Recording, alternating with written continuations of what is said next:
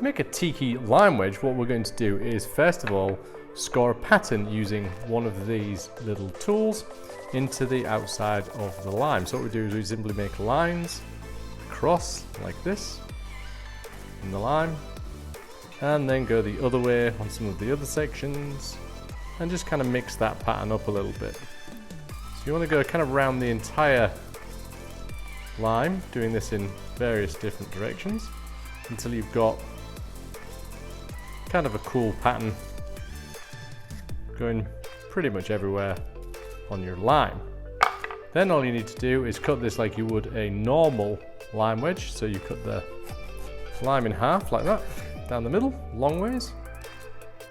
And then you get to just cut these into 3 segments for each half. You're going to end up with something with a beautiful tiki pattern on the back of it like that when you add it in as the garnish to your cocktail. And it's as simple as that, really.